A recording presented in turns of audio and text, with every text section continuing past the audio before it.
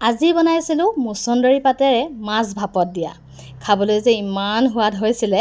ইয়াত মই সৰিয়হ ব্যৱহাৰ নাই কৰা। কেনেকৈ বনাইছিলোঁ দেখুৱাওঁ বলক। তাৰ কাৰণে লাগিব পিঁয়াজ, নহৰু আৰু কেঁচা জলকীয়া আৰু এটা বিলাহী। বিলাহীয়ে ইয়াৰ সোৱাদটো বহুগুণে বঢ়াই দিয়ে।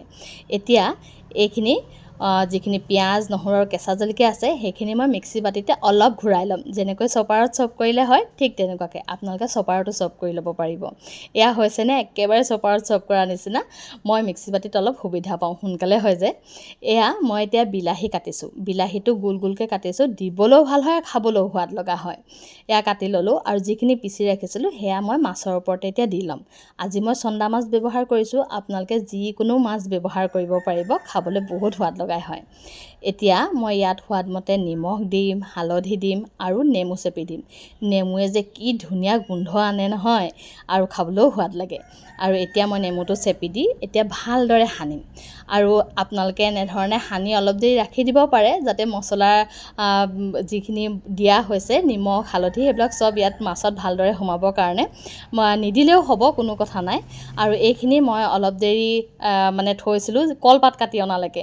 তাৰ পাছতে মুছন্দৰী পাত দিও অলপ সানি ল'লোঁ। সানি পেলাই এতিয়া মই কলপাতত দি গৈছোঁ। কলপাতখিলা অলপ লেৰেলাই লৈছিলোঁ। এতিয়া মই বিলাহীখিনি প্ৰথমে দিম, তাৰপাছতে মুছন্দৰী পাত দিম, তাৰপাছতে মাছ দিম। বিলাহীখিনি যেতিয়া পুৰ খাব নহয়, স্মকি ফ্লেভাৰটো এনেকুৱা ধুনীয়াকৈ আহে নহয়। এনেধৰণেই দিব, তেতিয়া খাবলৈ বহুত সোৱাদ লাগে। এতিয়া ওপৰৰ পৰা মই আৰু মুছন্দৰী পাত দি ল'লোঁ, দি পেলাই বান্ধিছোঁ। ইয়াত কিন্তু মই তেল ব্যৱহাৰ নাই কৰা এইটো ভাগত।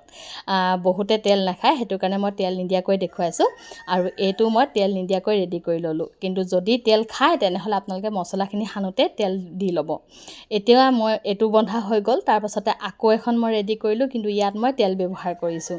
আৰু যেতিয়া কেঁচা তেলৰ গোন্ধটো আহিব নহয়, বহুত ধুনীয়া গোন্ধায়।